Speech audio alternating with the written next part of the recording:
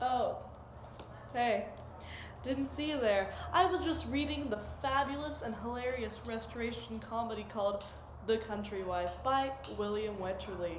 You know this comedy? No? Well, it's fabulous, filled with farcical characters and themes to entertain not only audiences, but readers. Students, especially. You know, I actually had to do a research project on this play, and I just finished it. Let me tell you all about it. My lovely 211 class was beyond petrified when receiving the original rubric for this research project. Each student picked a play, and I picked The Country Wife. Poor me, I knew nothing about researching before this class. High school, am I right? Unlike high school projects, I actually learned from this experience. I can now navigate my way through a database and find legitimate sources. I had some challenges, to say the least. I procrastinated. I found sources which I thought were to be helpful, but really, they were trash, which I figured out last minute and I needed to switch them under stress.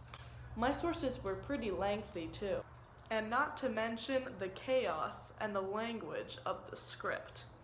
But man, I had some successful moments. My sources were interesting. Each source contributed work somehow, either backing up my views or showing me an opposite side. In other words, each source was individually beneficial in some way, shape, or form. I was also successful in reading my sources. Let me tell you how. I'll let you in on some tips and tricks. If you find a source such as an academic journal or a book, I recommend finding the core of the source. You should skip over the filler. Actually, find quotes that are significant to your work. Aha! Another trick I have, which is really common sense. You must read your play. To get an understanding of your play, or the project as a whole, you have to read it. Without understanding the play, you can't distinguish themes or the importance of any research. Here's an obvious one. You can't procrastinate.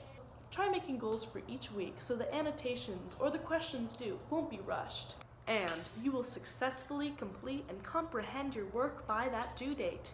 No one wants to work on a Friday.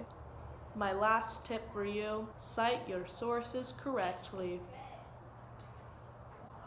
Come on.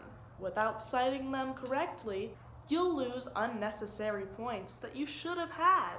It's pretty easy. If your professor recommends something or gives you a piece of knowledge, really listen to them.